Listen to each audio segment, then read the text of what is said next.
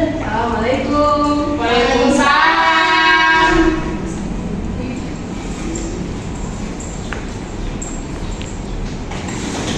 Kalian apa kabar hari ini? Alhamdulillah baik Ibu.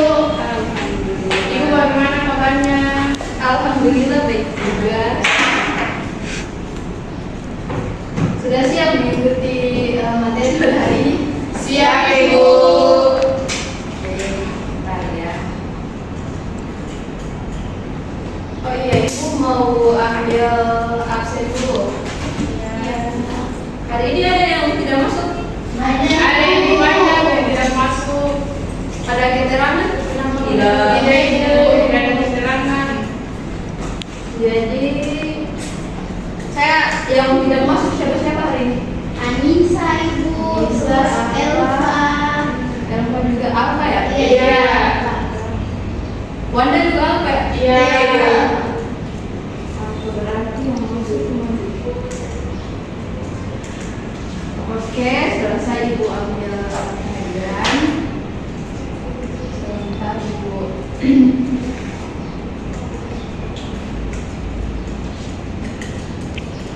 Kalian sudah sarapan atau belum? Sudah Ibu. Sudah Ibu. Sudah apa belum? Sudah ada Ibu. Kalian harus rajin ya. Kalau sebelum ke sekolah, kalian harus sarapan dulu biar kalian konsentrasi. Pagi Ibu. Sudah Ibu.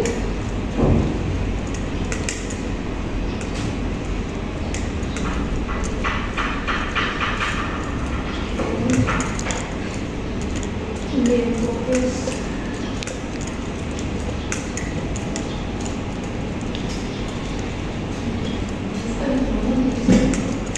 Jadi, oke. Sebelumnya Ibu mau tanya, kalian di rumah sering nonton TV nggak? Sering. Berarti sering dong melihat berita di TV. Iya. Ibu mau tanya, kalian ngerti nggak siapa itu berita? Enggak Ibu. Siapa? Angkat tangan kalau mau jawab gitu. Maya? Udah Ibu. Oke, kalau gitu hari ini kita materi kita pada hari ini yaitu tentang berita. Seperti yang sudah kalian lihat, kita akan belajar teks berita mengenai pengertian, struktur dan juga ciri-ciri teks berita. Nah, kita masuk pada pengertian berita terlebih dahulu. Jadi teks berita merupakan teks yang menyajikan informasi mengenai kejadian atau peristiwa aktual dan faktual yang dianggap penting bagi pembaca. Maksudnya itu berita itu disajikan secara kan kalau ada peristiwa nih itu langsung disajikan, jangan tunggu seminggu baru disajikan. Terus berita juga harus disajikan secara fakta gitu. Jangan juga mereka menjadikan berita dengan yang kita sebut hoax. Jadi berita itu berdasarkan fakta. Jadi teks berita itu memiliki tujuan dan juga sifat. Seperti yang kalian lihat, tujuan dari teks berita yang menyajikan dari teks berita adalah teks yang menyajikan informasi mengenai kejadian atau peristiwa aktual dan faktual yang dianggap penting bagi pembaca. Nah itu, Ibu katakan bahwa teks berita itu penting karena teks berita dapat menyampaikan informasi kepada pembaca. Informasi misalnya di Jakarta ada kebakaran, di Jakarta ada gempa bumi atau di mana kan bisa disampaikan melalui berita. Nah, sifat berita itu juga bersifat objektif berdasarkan fakta dan disajikan secara aktual. Nah, itu merupakan pengertian dari teks berita. Kita lanjut ke struktur teks berita. Kalian pernah lihat struktur teks berita atau belum? sebelumnya. Belum. Ya, jadi struktur teks berita itu seperti ini, segitiga terbalik ya. Segitiga terbalik. Kemudian di atasnya ada kepala berita, di tengahnya ada tu berita, dan di akhirnya ada ekor berita. Nah, seperti yang dilihat di sini, kepala berita itu merupakan bagian awal yang menyajikan informasi penting. Maksudnya itu kepala berita itu seperti unsur apa, kapan, di mana, dan siapa yang ada di dalam berita tersebut. Kemudian tubuh berita. Nah, tubuh berita ini menyajikan isi yang memuat informasi lanjutan dari kepala berita. Terdapat jawaban atas pertanyaan mengapa dan bagaimana peristiwa itu terjadi. Kan di berita-berita tuh ada tuh kayak berita yang dibakar poluan, poluan bakar suaminya. Iya, karena ibu. Nah, itu kan ada pertanyaan mengapa dan bagaimana. Mengapa peristiwa itu terjadi dan bagaimana peristiwa itu terjadi. Nah, mengapa? Maksudnya mengapa itu kan kalau saya kasih contoh yang tadi ya, poluan bakar suaminya. Nah, itu kan terjadi karena si suami itu melakukan judi online.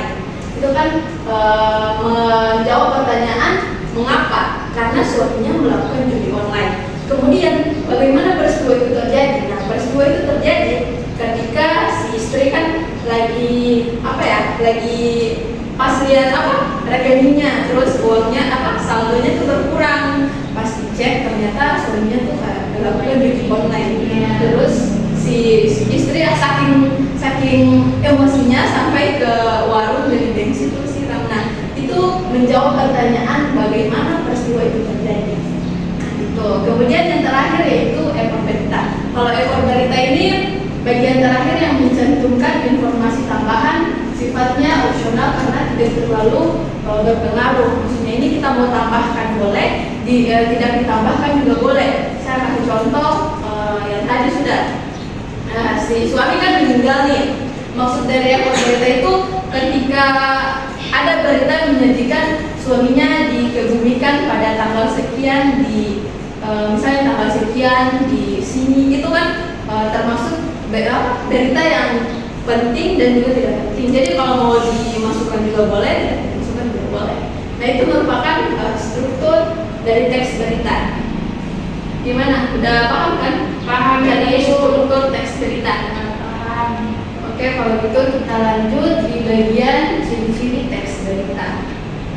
Nah, ini ada 4 ciri-ciri dari teks berita, yaitu faktual, aktual, objektif, dan menarik. Nah, kalau faktual ya kita sudah tahu ya, maksudnya sesuai dengan fakta yang nyata.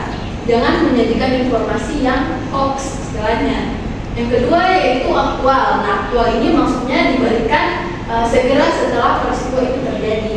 Jangan hari ini misalnya banjir di Ternate, terus beritanya disampaikan 2 minggu kemudian atau 1 minggu kemudian, itu kan tidak secara aktual atau tidak diberikan segera setelah peristiwa itu terjadi.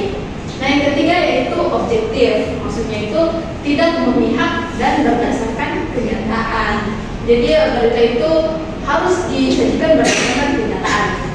Selanjutnya yaitu menarik. Nah, menarik ini maksudnya berita itu ditulis. Ya udah, Ibu lanjut ya. Iya.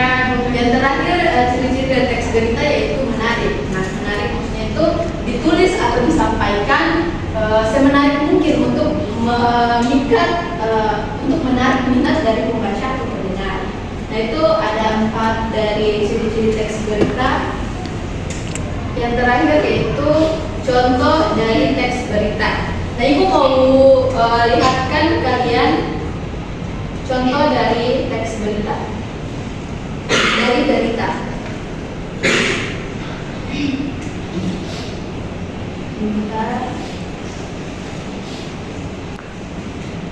Pemukiman warga, banjir bandang melanda kawasan permukiman warga Kelurahan Truak, Kecamatan Ternate, Pulau Kota Ternate, Maluku Utara pada Minggu pagi. Ada 11 warga ditemukan meninggal dunia akibat banjir bandang ini. Banjir bandang terjadi pada Minggu subuh pukul 4 waktu Indonesia Timur. Banjir bandang ini pemirsa terjadi setelah hujan dengan intensitas yang sangat tinggi mengguyur Kota Ternate sejak Sabtu. Banjir pun membuat aliran kali mati jebol dan menerjang kawasan permukiman warga. Sedikitnya ada 10 rumah tertimbun lumpur setinggi 4 meter. Jumlah korban meninggal akibat banjir bandang pun sebanyak 11 orang. Jenazah korban saat ini telah dibawa ke Puskesmas Jambula Kota Ternate untuk dilakukan identifikasi. Tim SAR gabungan pun hingga saat ini masih mencari korban lainnya yang diduga tertimbun lumpur.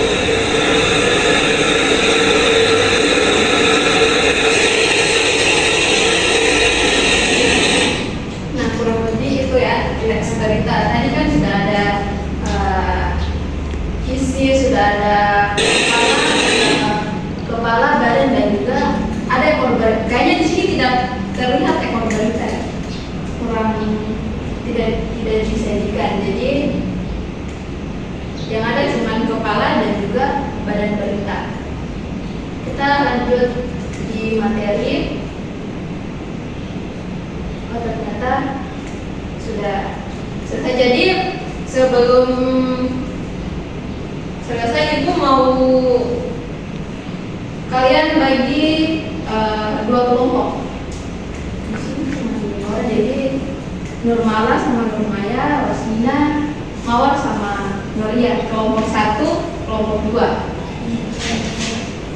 Jadi Ibu mau bagikan kalian lembar kerja ini.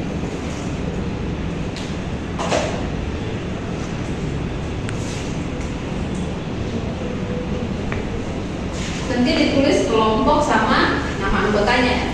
Kelompok 2 ya, ini kelompok 1. Nah, ini sudah ada petunjuk kerjanya. Yang pertama kan sudah kalian lihat ya, kerjakan setiap soal sesuai dengan instruksi. Kemudian gunakan waktu yang ada seefisien mungkin. Kalau ada soal yang sulit, kerjakan soal yang lebih mudah dahulu sebelum dikumpulkan. Kalian bisa memeriksa terlebih dahulu jawaban kalian. Silakan Ibu minta kalian berdiskusi antar kelompok untuk menjawab. Setelah itu kalian bisa satu perwakilan untuk mempresentasikan hasil diskusi kalian. Ibu mau tanya, waktunya berapa menit? Waktunya 5 menit, boleh? Ya boleh Ibu. Ya, silakan.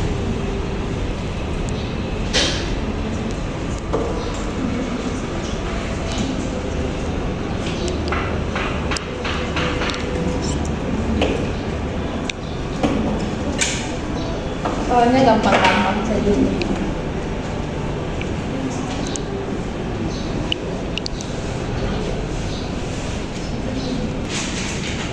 Gimana, sudah ada yang selesai? Kelompok 1, kelompok 2, kelompok 3.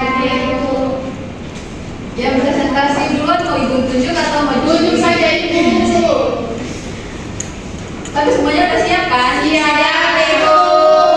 Ya udah, Ibu minta kelompok 2 maju duluan untuk mempresentasikan hasil diskusi kalian. Siap, Ibu.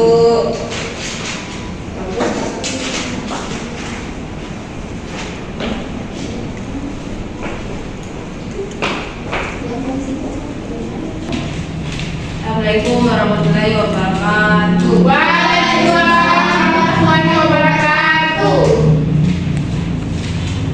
Ya, langsung saja Ibu. Ya, silakan. Ya, di sini saya akan menjawab pertanyaan dari nomor 2, yaitu mengapa penting bagi sebuah berita untuk bersifat faktual dan objektif? Ya, karena membuat berita menjadi lebih berkualitas, dipercaya dan bermanfaat bagi masyarakat. Ya, faktual itu berita yang sesuai dengan fakta yang ada di lapangan, sedangkan objektif itu berita yang selaras dengan kenyataan, tidak berat sebelah dan bebas dari prasangka.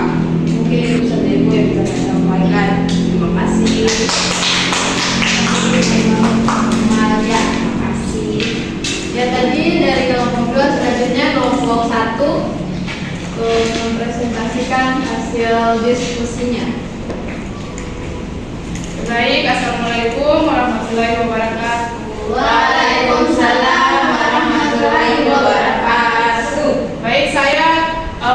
Kemudian dari kelompok 1 akan mempresentasikan tugas diskusi kami, yaitu pertanyaannya, mengapa penting bagi sebuah berita untuk bersifat faktual dan objektif? Nah, di sini jawaban kami yaitu yang pertama, membangun kepercayaan. Nah, tentunya informasi atau sesuatu yang kita sampaikan harus berdasarkan fakta. Tentunya itu akan membuat para penonton dapat lebih percaya gitu. Kemudian yang kedua yaitu menjaga integritas jurnalisme. Nah, fakta dan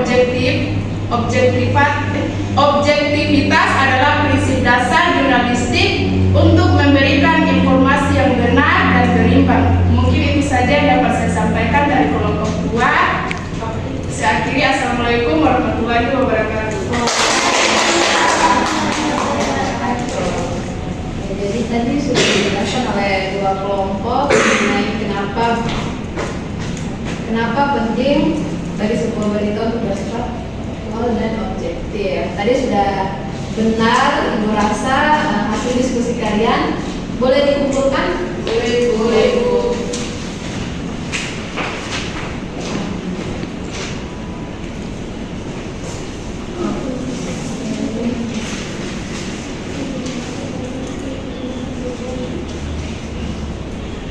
Nah, hari ini Ibu rasa cukup dan sebelum Ibu tutup, Ibu mau menyampaikan, hari ini kan kita belajar teks berita. Ya Ibu. Jadi minggu depan kita akan latihan bagaimana cara menulis berita yang baik dan benar. Jadi kalian di rumah pulang sering-sering nonton atau baca-baca kayak gimana cara pembuatan berita, gimana itu berita, supaya nanti minggu depan kita bisa langsung membuat teks berita. Iya Ibu. Saja.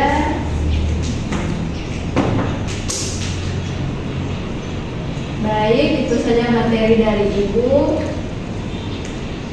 Ibu ucapkan, Ibu tutup ya. Assalamualaikum warahmatullahi wabarakatuh. Waalaikumsalam warahmatullahi wabarakatuh.